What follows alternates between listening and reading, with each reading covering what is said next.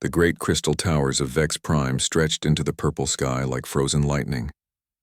Inside the tallest spire, 12 different alien species sat around a circular table that glowed with soft blue light. The air smelled of ozone and strange flowers from a dozen different worlds. Ambassador Zethkar tapped his clawed fingers on the smooth table surface. His reptilian face showed clear disgust as he read the document in front of him. The scales around his yellow eyes darkened with annoyance. "This is ridiculous," he hissed to his aide, a smaller reptile who stood behind his chair. "Look at these claims. The humans say their Captain John Hayes defeated an entire pirate fleet with just 3 ships. 3 ships against 40 enemy vessels. They expect us to believe this nonsense." Queen Vexira clicked her sharp mandibles together.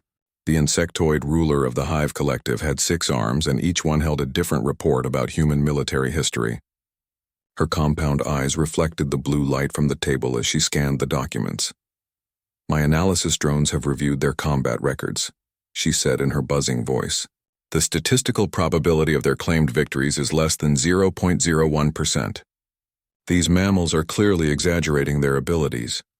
Admiral Thexmore from the Aquatic Federation made a wet gurgling sound that meant agreement in his language. His fish-like head bobbed up and down as he spoke through his translator device. "My people have fought wars for 10,000 years, he bubbled. "We know what real combat looks like. These human stories sound like entertainment programs for younglings." The document they were discussing had arrived 3 days ago from the human colonies in the Outer Rim. It was a formal request for military support against an approaching threat called the Void Hunters. The humans had included detailed records of their past, military victories to prove they were worthy, allies. But the alien council members saw only impossible, tales and obvious lies. According to the human records, a single human pilot named Rick Barnes had once flown his damaged fighter straight into the command center of an enemy battleship and somehow survived. Another report claimed that human infantry could march for days without rest while carrying enough equipment to supply a small army. The most ridiculous story involved a human captain named Steve Carter, who apparently convinced an entire enemy fleet to surrender just by talking to them over the radio. The aliens found this particularly unbelievable since humans had no natural telepathic abilities. "Look at this one," Zethkar said, pointing at another report with his claw. "They claim their soldiers can fight effectively even when outnumbered 10 to 1. This Captain Matt Johnson supposedly held a mountain pass against 5,000 enemy troops with only 200 defenders." "Impossible," buzzed Queen Vexira.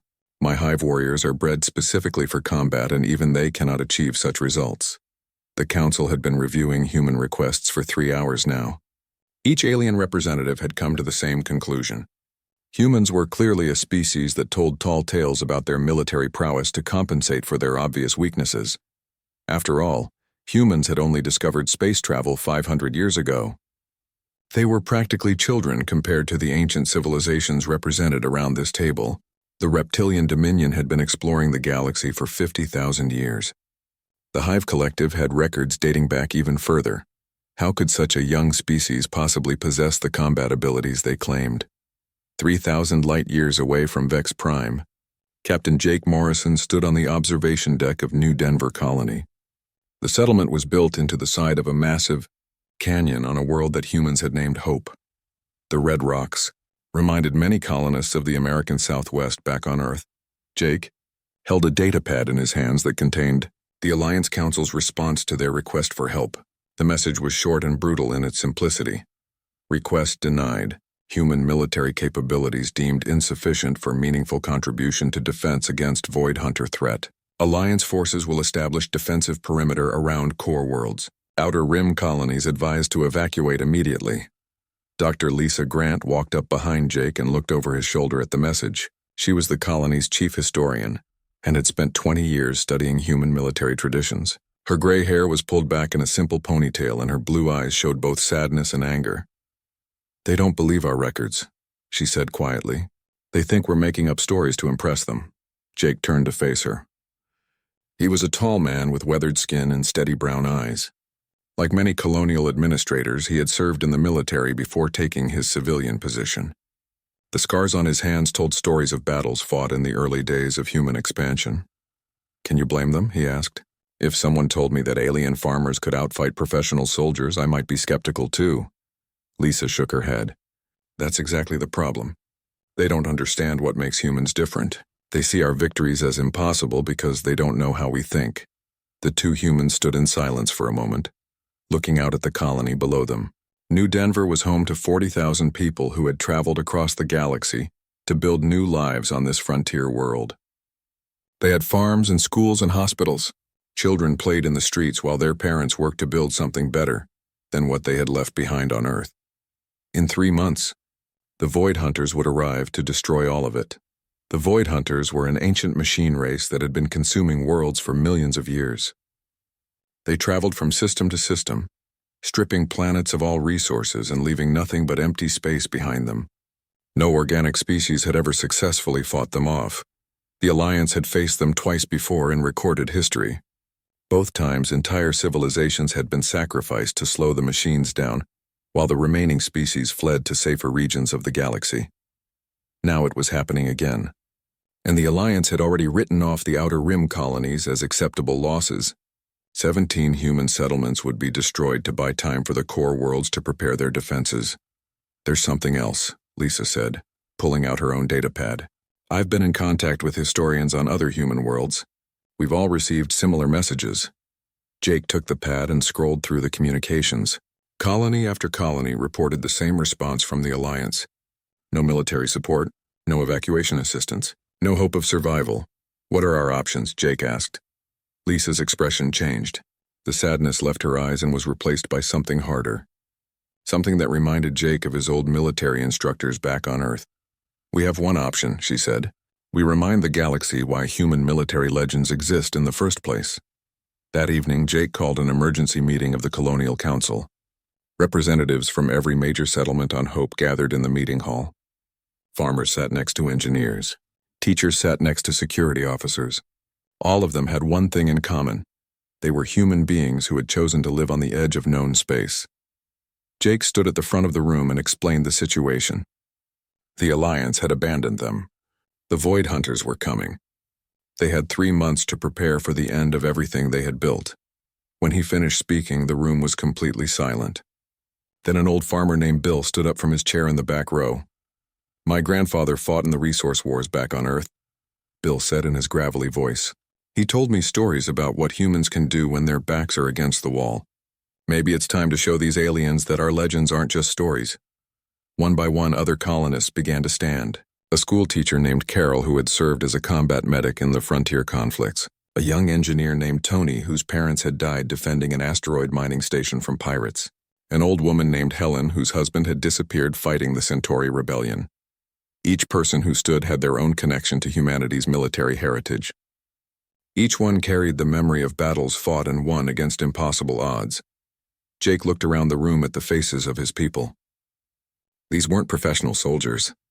They were ordinary humans who had chosen to build lives in the most dangerous part of the galaxy. But as he met their eyes, he saw something that the alien council members had missed.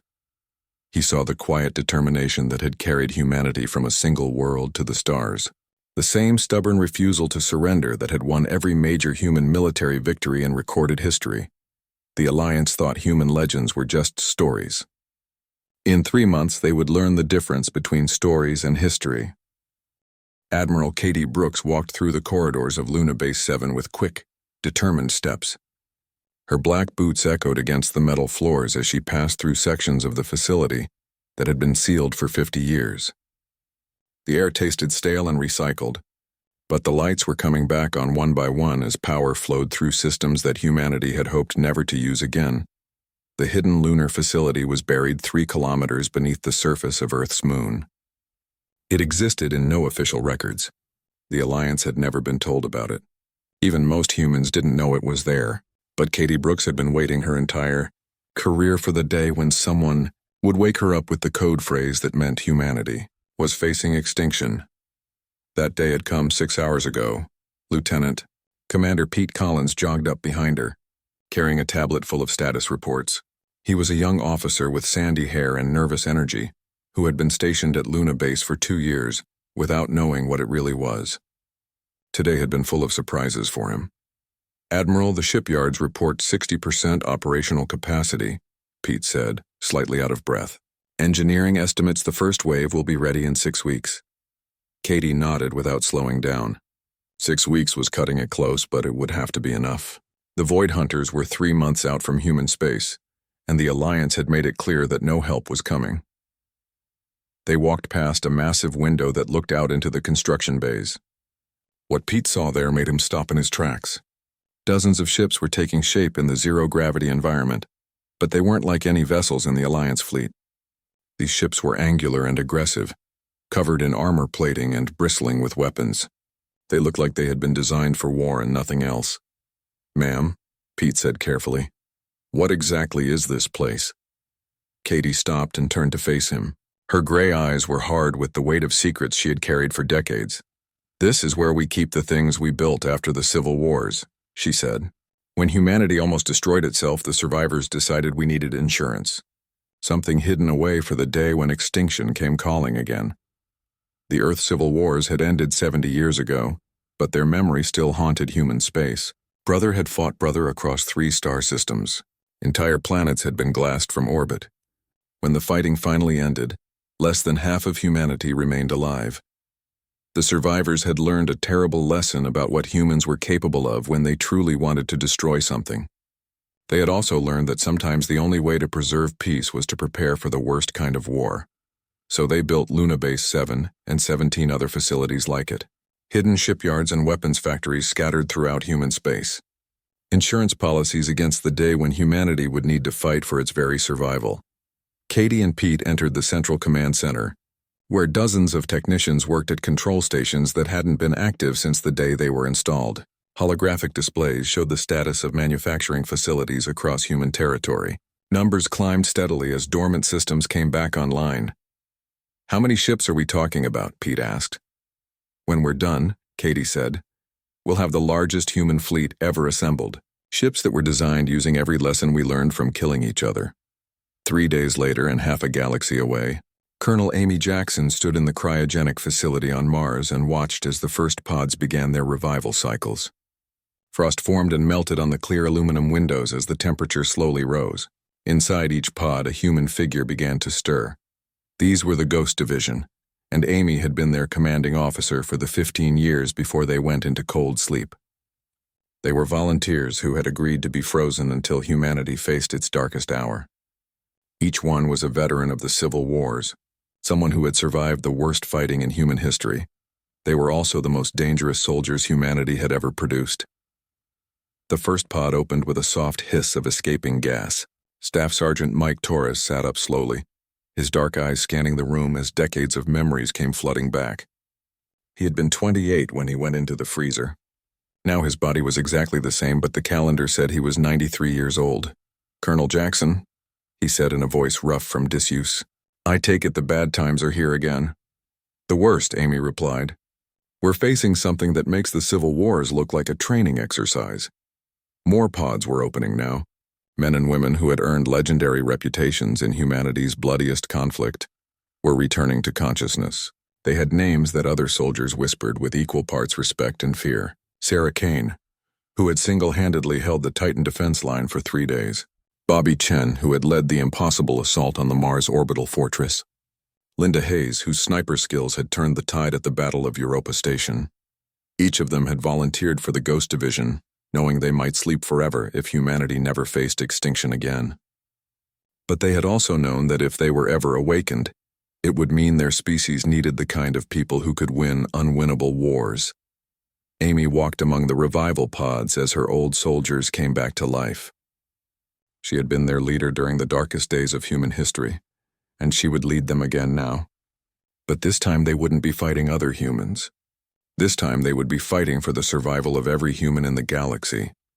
On the industrial moon of Titan, automated factories that had been silent for decades suddenly roared back to life. Assembly lines that existed only in classified blueprints began producing components for ships that the Alliance had never seen. These weren't the clean, efficient designs that dominated galactic shipyards. These were weapons of war built by a species that had learned the hard way how to kill things that were bigger and stronger than themselves. The factories worked around the clock, producing armor plating that could withstand direct hits from capital ship weapons. They built engines that could push ships beyond their theoretical limits at the cost of burning out after a few battles. They manufactured weapons that violated several alliance treaties about acceptable force levels. None of that mattered now. The treaties had been written by species that had never faced extinction. Humans had, and they remembered the lessons. Dr. Lisa Grant worked in her office on New Denver, coordinating with human historians across known space through encrypted channels that the Alliance couldn't monitor. To outside observers, they looked like academics discussing ancient texts and cultural traditions. In reality, they were the keepers of humanity's true military heritage. Every human legend that the aliens had dismissed as folklore contained tactical information that had been preserved through storytelling. The tale of Captain Rick Barnes wasn't just entertainment. It was a detailed manual for using damaged fighters as improvised missiles. The story of Steve Carter's victory through negotiation was actually a psychological warfare technique that had been proven effective against hierarchical command structures. Lisa and her colleagues had spent decades collecting these stories and analyzing them for practical application. They were historians, but they were also military advisors who understood that sometimes the most important truths were hidden in myths and legends. As she worked, Lisa received status reports from across human space. The hidden shipyards were ahead of schedule. The Ghost Division was fully operational. Weapons that had been theoretical concepts were becoming reality in secret laboratories. The Alliance had dismissed humanity's legends as the fantasies of a young species. They had no idea that those legends contained the accumulated wisdom of a people who had survived the worst war in their history and emerged stronger for it. In 3 months, when the Void Hunters arrived to destroy the human colonies, they would discover what happened when legends stopped being stories and started being history. The galaxy was about to learn that human military traditions weren't exaggerations of past glories. They were understatements of what humans could accomplish when extinction was the alternative to victory. Katie Brooks stood in her command center and watched the numbers climb on her displays. Ships under construction, soldiers coming out of cold sleep, weapon systems coming online. Each number represented humanity's growing ability to fight back against annihilation. The Alliance had written off the Outer Rim colonies as acceptable losses. They thought humans would run or surrender when faced with an enemy they couldn't defeat. But they didn't understand the most important thing about human nature. When humans couldn't win, they changed the definition of winning. And when they couldn't change the definition, they made their own rules. The space around New Denver colony turned black as the Void Hunter fleet dropped out of hyperspace. Captain Jake Morrison watched from the command center as massive cubic ships materialized like dark stars against the red glow of Hope's twin suns. Each enemy vessel was the size of a city, their surfaces covered with geometric patterns that hurt to look at directly. There were 47 of them. Jake had seen the intelligence reports about Void Hunter technology. Their ships were built from materials that didn't exist naturally in the universe. Their weapons could crack planets in half with focused gravity beams. Their hulls could repair themselves faster than most weapons could damage them. They were the ultimate expression of a machine intelligence that had been perfecting the art of destruction for millions of years. All defense. Platforms report ready, announced Lieutenant Carol Stevens from her console. She was trying to keep her voice steady, but Jake could hear the fear underneath. The colony's orbital defenses consisted of 12 automated weapon platforms and a small squadron of patrol ships. Against any normal enemy, they would have been adequate protection. Against the Void Hunters, they were barely more than target practice. Jake opened a communication channel to the colony below. This is Morrison to all stations. Execute Protocol 7 immediately. All civilians to designated shelters. All militia units to assigned positions. This is not a drill. On the surface of Hope, 40,000 colonists began moving with practiced efficiency toward underground bunkers that had been prepared for this day. But they weren't running in panic like refugees. They moved like soldiers following a battle plan, because that's exactly what they were doing. The first wave of Void Hunter attacks came without warning. Beams of twisted gravity lanced out from the cubic ships, striking the orbital defense platforms with pinpoint accuracy. The platforms lasted exactly 14 minutes before their shields failed, and their weapons went silent.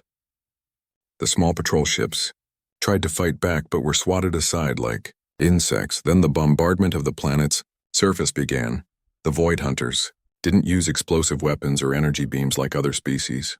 Instead, they fired projectiles that existed in folded space, warheads that could pass through solid matter until they reached their programmed depth before expanding back into normal reality. Buildings collapsed from the inside out as the strange weapons detonated in their foundations. But Jake noticed something that the enemy machines probably didn't expect. The colonists weren't dying in the numbers they should have been. Every human settlement on Hope had been built with the assumption that someday they might face an enemy with superior technology. The underground tunnel systems weren't just emergency shelters. They were a complete secondary infrastructure that could keep the colony running, even if the surface was completely destroyed. The Void Hunters were devastating Hope's visible structures while barely scratching the hidden civilization beneath their feet. 3 star systems away, Admiral Thexmore of the Aquatic Federation watched the destruction of New Denver through long-range sensors aboard his flagship. The fish-like commander felt a mixture of satisfaction and regret as he observed the attack. He had warned the humans that their legends wouldn't save them from reality. The human orbital defenses have been eliminated, reported his tactical officer, surface bombardment proceeding according to Void Hunter patterns. Estimated time to complete planetary sterilization is 6 hours. Thexmore nodded his bulbous head. The humans had fought bravely for primitive mammals, but courage alone couldn't overcome the vast technological superiority of the machine race. Soon there would be nothing left of Hope except empty space and debris. On Vex Prime, the Galactic Alliance Council monitored the battle through their own observation networks. Ambassador Zethkar watched the tactical displays with professional interest, making notes about Void Hunter combat tactics for future reference. The destruction of the human colonies was unfortunate, but it would provide valuable intelligence about enemy capabilities. The humans are performing better than expected, admitted Queen Vexira, her compound eyes reflecting the glow from the tactical screens. Their orbital platforms lasted nearly 15 minutes against primary Void Hunter weapons. Most species manage only 5 or 6 minutes. Still not long enough to matter, hissed Zethkar. Their legend spoke of impossible victories. This is just a slightly less embarrassing defeat. But something strange was happening on Hope's surface that the Alliance observers couldn't quite explain. Instead of the complete chaos they expected to see, the human colonists appeared to be implementing some kind of organized resistance plan. Civilians were emerging from underground shelters with military equipment that shouldn't have existed on a farming colony. Children who should have been crying in terror were instead operating communication systems with professional efficiency. Elderly farmers were setting up weapons that looked suspiciously like military-grade artillery. School teachers were coordinating defensive positions using tactical language that suggested extensive combat training.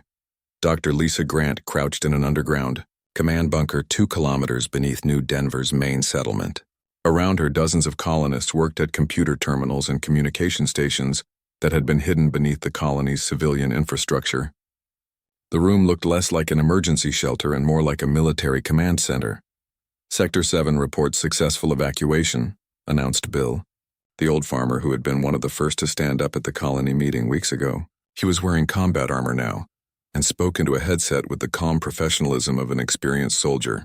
Militia units are in position and awaiting orders. Lisa nodded and turned to her own console. The display showed a 3-dimensional map of Hope's surface and underground tunnel networks. Red markers indicated areas under enemy bombardment, while blue markers showed the positions of human defensive forces. What the Alliance observers couldn't see was that every human colony in the Outer Rim had been built using the same hidden design principles. The surface settlements were just the visible part of much larger underground civilizations. The real infrastructure was buried so deep that even the Void Hunters' folded space weapons couldn't reach it. Begin Phase 2, Lisa ordered. Across Hope's surface, concealed weapon systems began emerging from hidden positions. Artillery pieces rose from camouflaged bunkers. Anti-aircraft missiles launched from silos disguised as storage buildings. Defensive turrets popped up from positions that had looked like decorative gardens just moments before. The Void Hunters had expected to face a helpless farming community. Instead, they found themselves under attack from a military installation that had been disguised as a civilian colony. But the real surprise came when the human ground forces began their counterattack.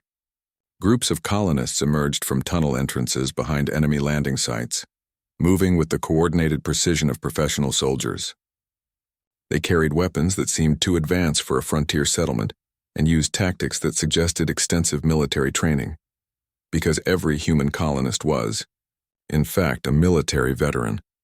The Alliance had never understood humanity's settlement patterns. They assumed that humans sent their weakest members to establish frontier colonies while keeping their best people on the core worlds.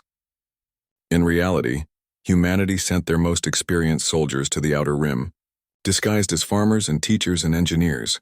Every human colony was actually a military outpost staffed by veterans who had volunteered to spend their retirement years preparing for the day when humanity's enemies would come calling. They grew food and raised children and built peaceful communities. But they never forgot how to fight. Jake Morrison had served as a combat engineer during the Frontier Wars before taking his position as colonial administrator. Dr. Lisa Grant had been a military intelligence officer before becoming a historian. Bill the farmer had been a sergeant in the Colonial Marines. Carol the teacher had been a combat medic. When the Alliance looked at human colonies, they saw civilians playing at being soldiers. When the Void Hunters looked at Hope, they saw easy targets for harvesting.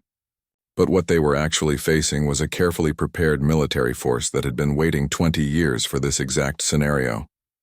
The battle for Hope's surface continued for 6 hours, exactly as Admiral Thexmore had predicted. But at the end of those 6 hours, the planet was still there. The human colonists were still alive, and the Void Hunter fleet was beginning to show signs of damage from weapons that shouldn't have existed on a farming world. For the first time in millions of years, the ancient machine race had encountered resistance that actually slowed down their harvesting schedule. On his flagship, Admiral Thexmore stared at his tactical displays in confusion. According to every military model his people had developed over 10,000 years of warfare, the humans should have been extinct hours ago. Instead, they were not only surviving but actually fighting back with equipment and tactics that defied explanation. How are they doing this? He bubbled to his tactical officer. The younger officer checked his readings twice before responding. Sir, it appears the human colony was never actually a colony at all. It was a military fortress designed to look like a civilian settlement. The darkness around the Void Hunter fleet suddenly blazed with new light as dozens of human ships dropped out of hyperspace. Admiral Katie Brooks stood on the bridge of the UES Defiant and watched her fleet take formation around the enemy vessels. These weren't the clean white ships that the Alliance was used to seeing. These were warships painted in dark colors with hull plating that looked like it had been designed to absorb weapons fire. The Defiant itself was a monster of a ship, twice the length of any Alliance cruiser, and bristling with weapons that violated 3 different galactic treaties. Katie had helped design it 50 years ago during the final days of the Civil Wars, back when humanity was learning how to build ships specifically meant to kill other ships as efficiently as possible. Admiral, all ships report ready for combat, announced Commander Pete Collins from his station. The young officer had seen enough surprises over the past few weeks to stop being shocked by anything.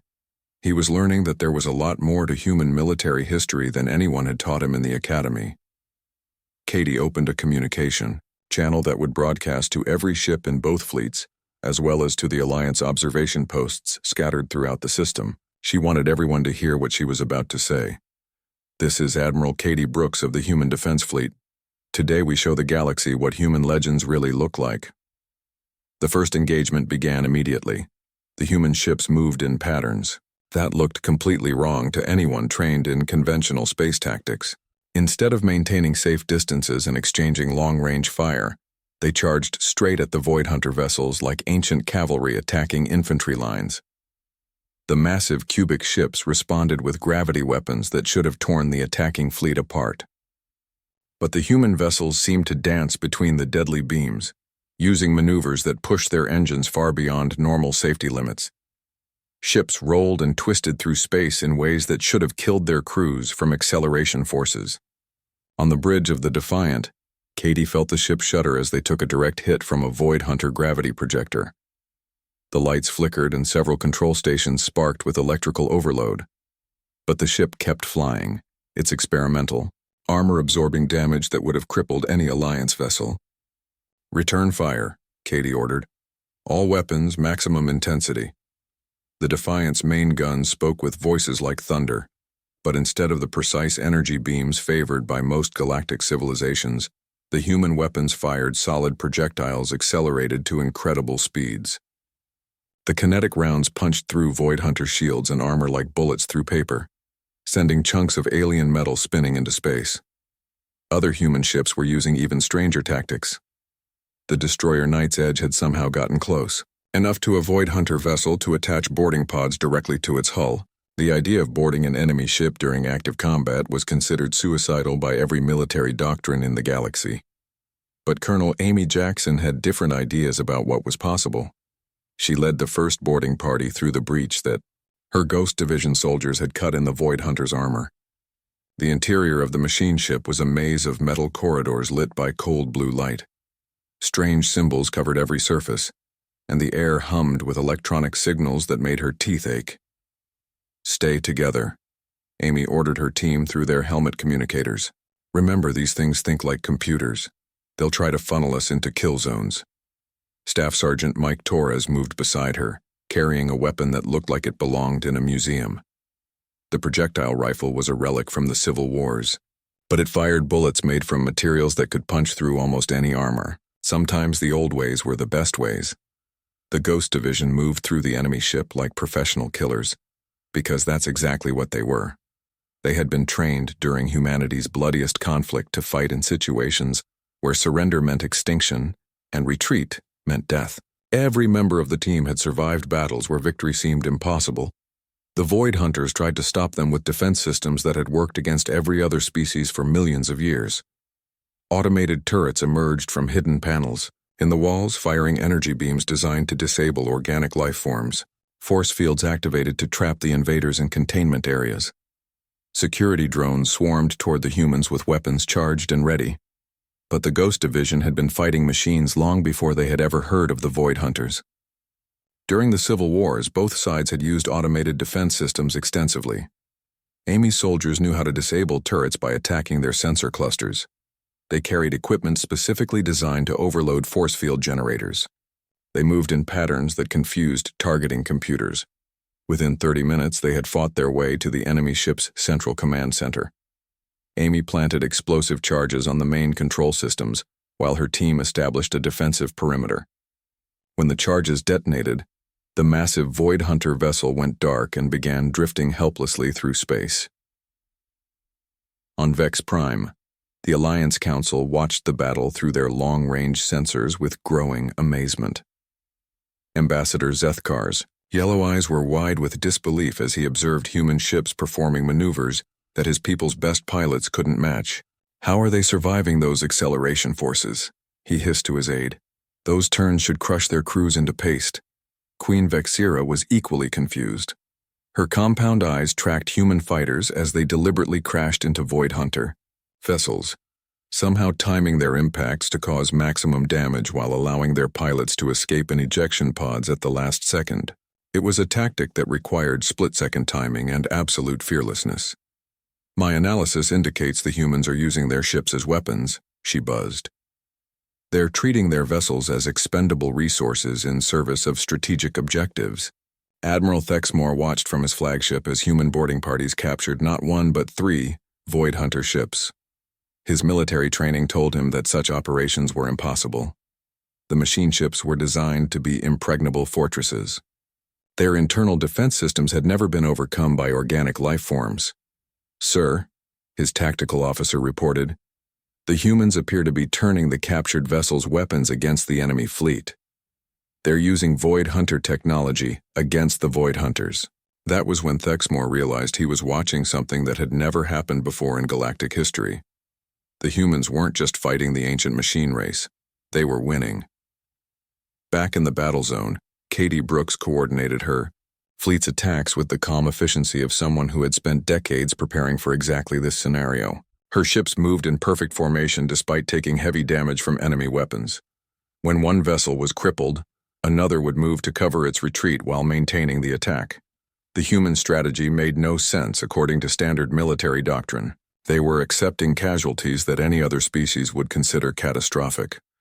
Ships that should have retreated continued fighting even when their hulls were breached and their engines were failing. But that was exactly why it worked. The Void. Hunters had been designed to fight rational enemies who would retreat when faced with overwhelming force. They had never encountered an opponent that would keep fighting even when victory seemed impossible.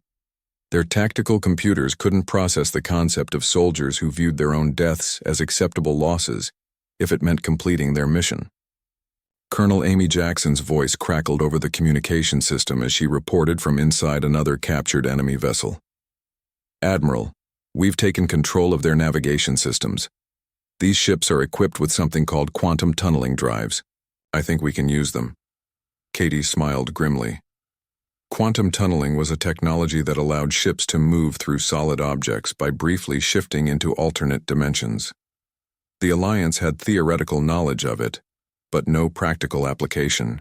The Void Hunters had been using it for millions of years to phase through planetary defenses. "Understood, Colonel. Can you turn those drives into weapons?" "Give me 5 minutes and I'll show you."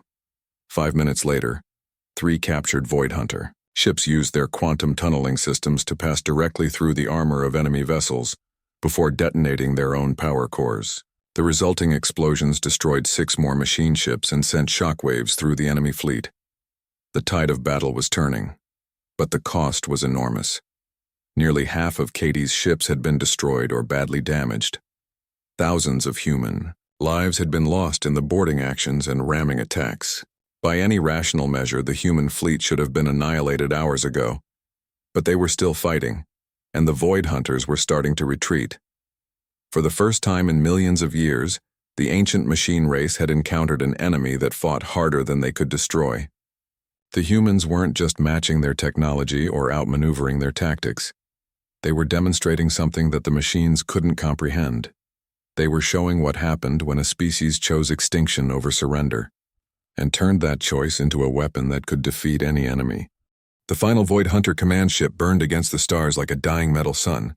Admiral Katie Brooks stood on what remained of the Defiance Bridge and watched as the ancient vessel's hull cracked open, spilling its mechanical innards into the vacuum of space. Around her, the scattered remains of both fleets drifted in the darkness, testament to the most brutal battle in recorded galactic history. The cost had been staggering. Of the 60 ships in Katie's fleet, only 23 were still capable of independent flight.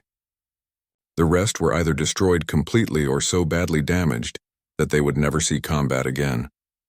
Nearly 15,000 human lives had been lost in the fighting, each death representing years of training and experience that could never be replaced, but they had won.